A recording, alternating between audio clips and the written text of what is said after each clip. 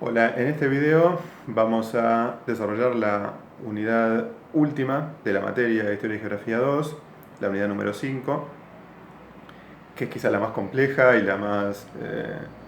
difícil de comprender, que va desde el golpe que derroca a Perón en 1955 hasta la actualidad. Em, es difícil de dividir en etapas. Yo en realidad dividiría todo este periodo en una primera etapa, que es la de la proscripción o la prohibición del peronismo, que se da entre 1955 y 1973. Después hay un retorno cortito del peronismo del 73 al 76. Después tenemos una etapa importante, que es la de la dictadura, la última dictadura militar, hasta el 83, 76 al 83. Y después tenemos dos grandes periodos de gobiernos constitucionales, uno que va entre 1983 y el 2001, y otro que, después de la crisis, que es una crisis política y económica importante en 2001, se la conoce como el argentinazo, aparece otro periodo que va del 2001 hasta el día de hoy. Es decir, esos son los periodos, digamos, más importantes como para tener en cuenta una periodización muy general. ¿Cuáles van a ser entonces las características de estos periodos? La primera etapa, que es la de la proscripción peronista, en realidad justamente se caracteriza por el intento de las fuerzas antiperonistas después del golpe del 55 de cómo gobernar sin el peronismo, teniendo en cuenta que el peronismo tenía un apoyo popular y sobre todo en los sindicatos importante y que por tanto era complicado gobernar sin los peronistas. Entonces, las propuestas que van a hacer las fuerzas del antiperonismo van a ser básicamente dos: o hacer algún tipo de dictadura militar que prohíba a todos los partidos políticos, o hacer elecciones en donde el peronismo esté prohibido y entonces las fuerzas que ganen sean básicamente la de los radicales. O sea, elecciones manipuladas o elecciones con cierta prohibición. De hecho, en el 55 se va a dar el golpe, van a ocupar el poder las Fuerzas Armadas durante un tiempo, hasta el 58. Lonardi primero, Aramburu después, son militares que van a empezar todo un periodo de represión contra los sindicatos y las fuerzas peronistas. De hecho, en ese momento empieza, dentro de los sindicatos y de otras organizaciones populares, lo que se conoce como la resistencia peronista contra la dictadura militar. De hecho, incluso algunos militares peronistas se intentan sublevar, los fusilan, bueno, y muchos militantes, digamos, obreros. De hecho, en ese periodo se reforma otra vez la Constitución y se vuelve atrás, antes de la Constitución peronista, y se decide finalmente en 1958 convocar a elecciones sin el peronismo permitido. Obviamente los radicales son los que tenían las mejores posibilidades, y los radicales estaban divididos en dos alas. Por un lado, lo que se conoce como la UCRI, Unión Cívica Radical Intransigente, dirigida por Arturo Frondizi, un sector radical que lo que planteaba es que ya el viejo modelo económico nacionalista del peronismo no funcionaba y lo que había que hacer era atraer capitales extranjeros. Eso se conoce como una política desarrollista, pero era consciente de que sin los votos peronistas no podía ganar las elecciones nunca. Entonces lo que hace Frondizi es negociar con Perón para ver de qué manera Perón le dice al pueblo peronista que vote por él, y entonces concederle algunas cosas a los peronistas para que Perón acceda a ese pedido. Por otro lado, aparece la Unión Cívica Radical del Pueblo, que es otro sector radical que, si bien está más de acuerdo con continuar con ese modelo económico nacionalista, ve al peronismo como una dictadura, como un movimiento autoritario, y no negocia para nada con Perón. Entonces son como los dos sectores que se disputan el poder dentro del radicalismo. Obviamente, en el marco de las elecciones del 58, Frondizi, que es el que va a negociar con Perón, consigue que los peronistas voten por él y gana las elecciones y se convierte en presidente. De hecho, Frondizi empieza a aplicar este modelo desarrollista, intenta traer inversiones en dos rubros fundamentales, que son automotrices y petróleo, y durante un tiempo el modelo económico parece funcionar, pero hay devaluaciones importantes, hay caídas de salarios, o sea, los sindicatos peronistas no están contentos, empieza a surgir todo un sindicalismo más de izquierda, a la izquierda del peronismo, que tampoco está muy conforme.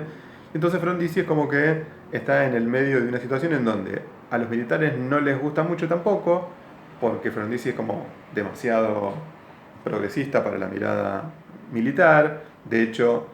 en ese momento se da la Revolución Cubana y Frondizi intenta negociar con Cuba, y bueno, a los militares no les gusta nada. Por otro lado, Frondizi también intentaba abrir la política para meter a los peronistas y eso a los militares no les gustaba nada. Pero por otro lado, todo el modelo económico y la situación política a los peronistas no les terminaba de cerrar y también hacían huelgas y movilizaciones, con lo cual Frondizi empieza a perder apoyo bastante rápido, a tal punto que en 1962 los propios militares dan un golpe de Estado y lo terminan derrocando una vez más. A partir de ahí empieza un periodo en donde los militares vuelven a preguntarse si hacer una dictadura militar o volver a convocar a elecciones.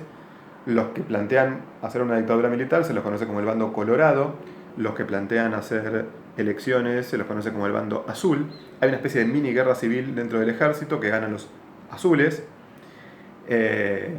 Por lo tanto, se convoca a elecciones en 1963 y esta vez gana las elecciones el bando de la Unión Cívica Radical del Pueblo, bajo el mando de Arturo Illia. Illia empieza a aplicar también una política más nacionalista, tampoco le cae simpático ni a las grandes empresas ni a los militares. También está en contra de los gremios peronistas que intentan hacer varias acciones, por ejemplo tomas de fábricas, huelgas, y tampoco el gobierno radical les permite hacer demasiado. Y entonces otra vez Illia queda como un poco el jamón del sándwich y lo vuelven a derrocar los militares, esta vez bajo el mando de Onganía. O sea, los dos intentos de gobiernos radicales fracasan porque los derrocan con golpes de Estado hechos por las Fuerzas Armadas. A partir del 66, entonces, Illia es derrocado por Onganía y empieza una nueva etapa de dictadura militar. Onganía intenta construir un poder político basado en la represión, ¿sí? Prohíbe a todos los partidos políticos, plantea que el gobierno militar se va a quedar por mucho tiempo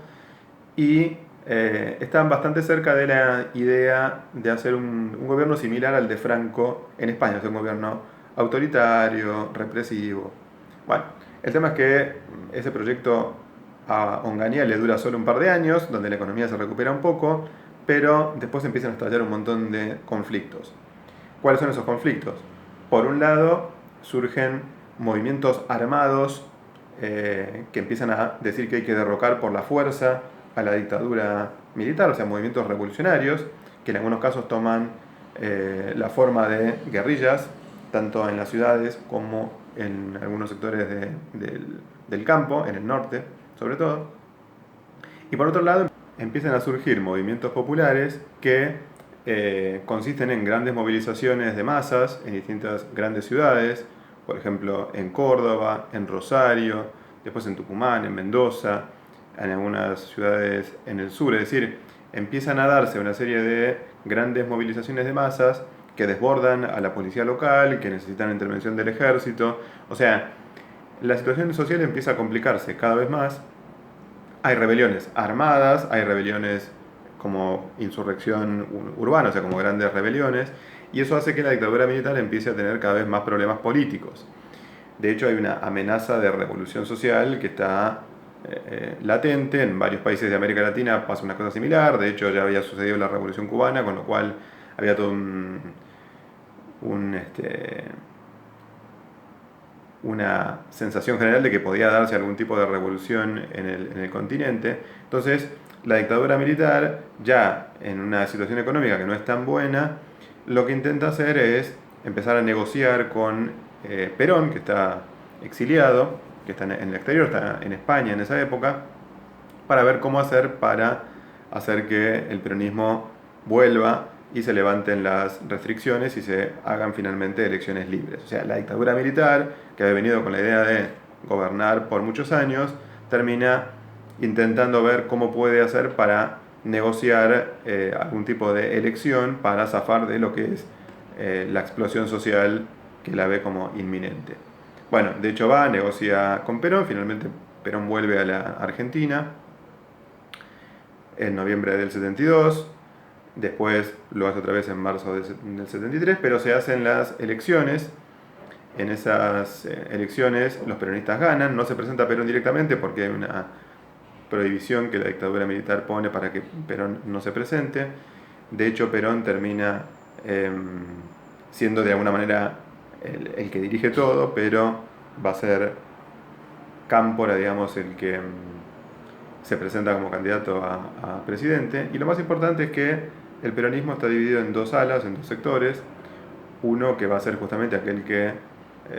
reúne a todos los sectores de la juventud, de los sectores guerrilleros, de los grupos armados, que va a estar dirigido por FARC, FAP y Montoneros, que son las organizaciones armadas.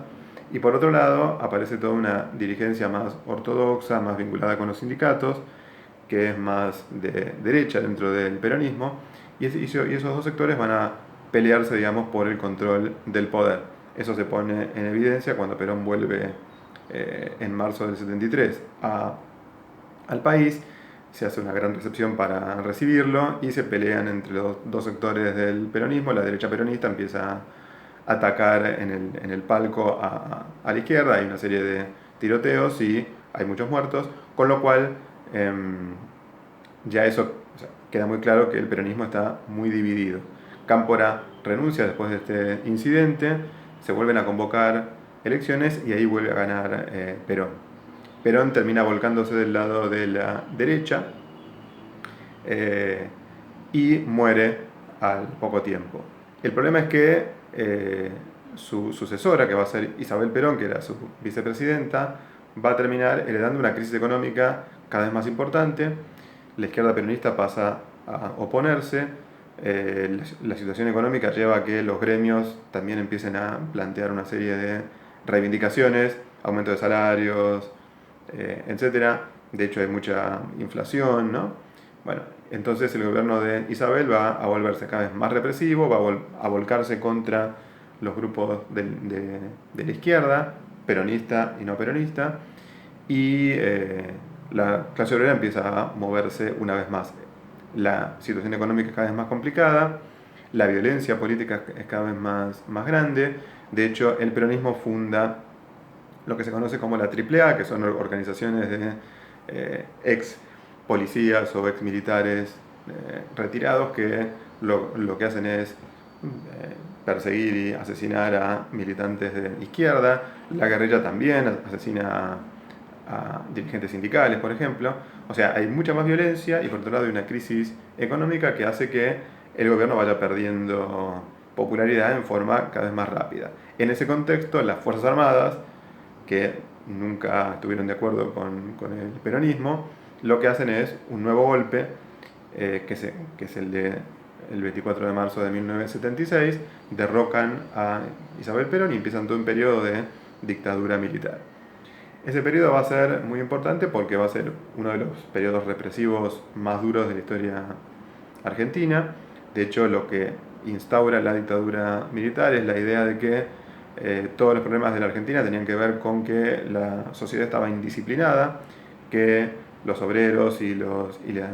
izquierda eran todos subversivos, infiltrados y que estaban afectando el funcionamiento normal de la sociedad capitalista, y entonces había que reprimirlos. Había que evitar la revolución social, había que evitar el avance del socialismo en América Latina y en la Argentina, y entonces había que hacer un gobierno de mano muy dura, que sea muy represivo para eliminar este peligro, digamos. En ese contexto lo que van a implementar es lo que se conoce como terrorismo de Estado, es decir, un mecanismo por el cual la represión se vuelve incluso clandestina, o sea, en vez de reprimir o de meter presos a los opositores, lo que se hace es montar centros clandestinos de detención, donde nadie sabe dónde están, y tomar, digamos, a distintos militantes y opositores y llevarlos a lugares donde van a ser torturados y en algunos casos muertos, para crear terror, para crear un clima de miedo en el conjunto de la sociedad. O sea, políticamente lo que hay es una prohibición de todos los partidos políticos, se cierra el Congreso, se declara estado de sitio, se eliminan todas las garantías constitucionales, y se crea una sensación de miedo generalizado para evitar que cualquier sector se movilice en contra de la dictadura militar. Eso políticamente. Económicamente, lo que va a hacer la dictadura militar es un modelo de apertura de la economía, o sea, va a dar una especie de cierre al modelo de sustitución de importaciones, se abren los productos importados, se desregulan las tasas de interés, con lo cual la tasa de interés se vuelve muy alta, y lo que se pretendía era que a través de las importaciones la inflación bajara porque los precios de los productos importados iban a ser más baratos, etc. El tema es que el resultado fue que esa avalancha de importaciones terminó generando una caída importante del producto industrial, o sea, un proceso de destrucción de una parte de la economía industrial argentina, y al mismo tiempo, como estaba prohibido el derecho de huelga y había inflación, lo que va a hacer a producirse es una caída importante del salario real, o sea, los salarios generales del conjunto de la clase obrera van a caer bastante. O sea, la economía argentina va a sostenerse a partir de este momento en un crecimiento cada vez más grande de la deuda externa, o sea, se va a pedir prestado, la deuda se va a multiplicar y eso va a terminar generando todo un proceso de deterioro económico que estalla en los años 80. ¿Sí? La dictadura empieza en el 76 y a partir del 80 ya aparece un proceso de deterioro económico, quiebra de bancos, un proceso de devaluación de la moneda, la inflación sigue vigente y eso hace que ya para los años 81 y 82 otra vez el movimiento de masas opositor, pese a la represión, empieza a moverse otra vez y el gobierno decide hacer una última movida que va a ser lo que se conoce como la Guerra de Malvinas, intenta recuperar las Islas Malvinas, que es una política que supuestamente iba a estar alentada por una gran parte o por una mayoría importante del pueblo argentino. De hecho, consigue que se armen manifestaciones en apoyo, digamos, de esa recuperación. Y parece que durante un tiempo la dictadura recupera el aire. El tema es que la guerra de Malvinas termina en una derrota muy rápidamente. De hecho, dura solamente un par de meses y toda la movilización patriótica se termina ya en junio del 82. Entonces, cuando la guerra termina, otra vez vuelven al primer plano los problemas económicos, las movilizaciones, hay una serie de vecinazos contra los impuestos, y entonces una vez más la dictadura militar vuelve a negociar con los partidos políticos para ver cómo puede hacer para hacer elecciones para el año 83. Bueno, así termina la dictadura, negociando, y en el 83 se presentan a elecciones los peronistas y los radicales, termina ganando Alfonsín, que es un político radical, con la promesa de que se van a solucionar todos los problemas a partir de la vuelta de la democracia, o sea, se libera la censura, se termina con la represión, con lo más importante, pero bueno, el desarrollo, digamos, de la economía tampoco es gran cosa. Durante los años alfonsinistas hay toda una idea de que volviendo a una política de cierta intervención del Estado se podía llegar a mejorar la situación económica. Eso al final no se produce. Durante un tiempo hay una cierta mejora, pero después los números empiezan a empeorar otra vez y se cae finalmente en un proceso de no solo de inflación, sino de hiperinflación. O sea, en los últimos meses del gobierno de Alfonsín tenemos una de las inflaciones más altas de la historia de Latinoamérica. O sea, una enorme inflación y muy rápida. Frente a esto, lo que se produce es que se adelantan las elecciones. Alfonsín deja el mando antes de que se termine su mandato y entonces los peronistas aprovechan y finalmente va a ser Carlos Menem el que termina ganando las elecciones en la primera mitad de 1989. Eso hace que el menemismo al principio viene con un discurso de revolución productiva, aumento de salarios, un modelo economista peronista clásico, pero bueno, a los pocos años de gobernar la inflación no se soluciona Entonces se cambia radicalmente el modelo económico. Pensemos que en los años 90 también se da todo el proceso de el fin de la Guerra Fría, los Estados Unidos se convierten en la única gran potencia y toda una onda de privatizar todo a nivel mundial. Y entonces el menemismo lo que va a hacer es hacer un modelo económico nuevo que se va a basar en privatizar todos los servicios públicos y en mantener y hacer crecer el endeudamiento externo. O sea, entra mucha plata a través de la venta de empresas del Estado y por otro lado también entra plata a partir del endeudamiento. El menemismo establece lo que se conoce como la ley de convertibilidad, es decir, una ley que plantea que no se podía emitir moneda y por lo tanto un dólar iba a valer un peso y que no se iba a poder modificar esa relación por ley. Eso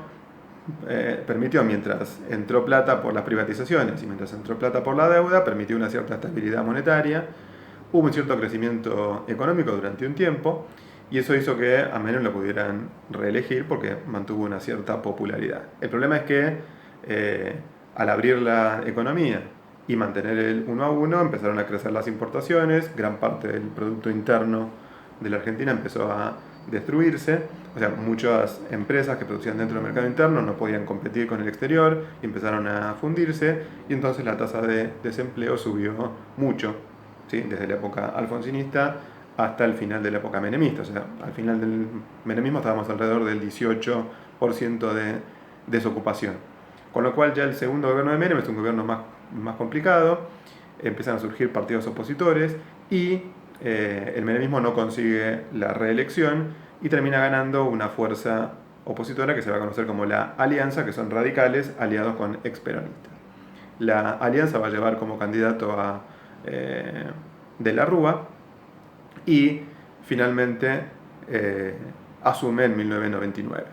El problema es que el modelo económico menemista se va a mantener intacto en el gobierno de la Rúa, el endeudamiento externo crece un montón, el déficit comercial, o sea, se importa cada vez más de lo que se exporta y Argentina no tiene con qué pagar, la inflación estaba controlada, pero un montón de otros factores empezaron a descontrolarse y el más importante fue el tema de la deuda externa, que en un momento se llegó a plantear que era imposible de pagar. Entonces, el gobierno de la Rúa termina con que explota toda la situación social, de hecho, desocupación, empiezan a surgir los movimientos de desocupados, piqueteros, etcétera, que empiezan a movilizarse y eso crea toda una serie de movilizaciones en las calles que en diciembre del 2001 confluyen con todo un movimiento que se da a partir de los sectores medios, porque en ese mismo momento se da todo un proceso por el cual se impide sacar la plata de los bancos, lo que se conoce como el corralito bancario, y entonces se suman los ahorristas estafados con los desocupados y hay una serie de grandes movilizaciones que terminan en Plaza de Mayo con una gigantesca insurrección que lo que planteaba era que se vayan todos, ¿sí? Que se vayan tanto los peronistas como los radicales. Es una gran rebelión popular que se la va a conocer como el Argentinazo y que va a terminar con la caída del gobierno de la Rúa y el surgimiento de una serie de asambleas populares, barriales, que van a intentar en algún punto reemplazar el poder político con un sistema nuevo. No lo van a conseguir, pero sí queda claro que fue una crisis política muy grande, motivada por una crisis económica muy grande. Bueno, como resultado de eso, va a haber una serie de gobiernos que van a caer muy rápido. Finalmente asume Duhalde, que es un peronista. Bajo el gobierno de Duhalde ya la economía empieza a recuperarse, se hacen elecciones en 2003 y termina ganando las elecciones otro peronista que va a ser Néstor Kirchner, que va a aprovechar toda la recuperación, digamos, económica. Tengan en cuenta que hay una crisis importante y a partir del 2012 esa crisis empieza a resolverse y entonces ese crecimiento económico le va a dar al kirchnerismo una cierta popularidad durante todo un periodo, fundamentalmente entre 2003, 2004 y 2008, en donde la economía argentina vuelve a exportar, cada vez más. De hecho, hay un crecimiento de la exportación de soja, que va a ser la nueva gran eh, mercadería que Argentina va a terminar vendiendo al mercado mundial. Y entonces hay una cierta recuperación económica, un crecimiento industrial, un aumento de salarios que no se frena hasta 2009. Eso va a permitirle al nuevo gobierno kirchnerista, Néstor primero y después Cristina Kirchner más adelante, renovar su mandato a través de victorias en las elecciones. Todo esto va a empezar a tener un quiebre a partir de 2008, donde hay un enfrentamiento con el campo, porque justamente los precios de la soja suben, y entonces el Estado intenta imponer más impuestos sobre ese precio. Eso genera una serie de conflictos entre los exportadores y la gente del campo por un lado, y el gobierno nacional por el otro, que finalmente termina con la victoria, digamos, parcial del campo, pero ya empieza a generar toda una serie de oposiciones que, si bien no impiden que el kirchnerismo sea reelegido en 2011, porque de hecho los precios de la soja vuelven a subir, ya para el 2013-2014 empieza a caer, digamos, la economía, empieza por lo menos a estancarse, y entonces el kirchnerismo empieza a perder popularidad, al punto que en 2015 finalmente termina perdiendo las elecciones con una nueva fuerza que fue surgiendo también al calor de la crisis del 2003, que fue lo que se conoce como el macrismo, ¿sí? Macri va a ganar las elecciones en 2015 con la idea de que todos los problemas tenían que ver con el populismo y con que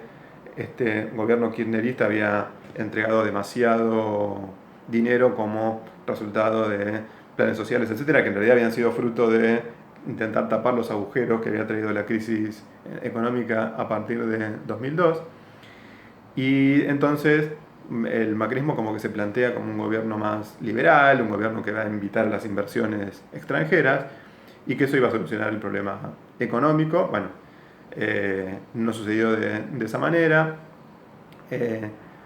Lo que sucedió fue que la crisis económica se fue empeorando, de hecho hubo que hacer un ajuste bastante importante, y eso hizo que en los 4 años de macrismo la devaluación se profundizara, la inflación se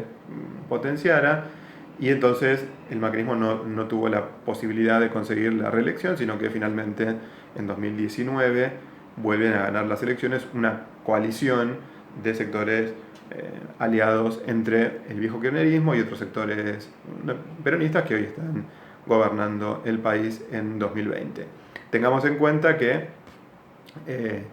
no podemos dejar de tener en cuenta cómo se fueron moviendo las crisis y los momentos de auge económico para saber que justamente cuando hubo un auge económico, un momento de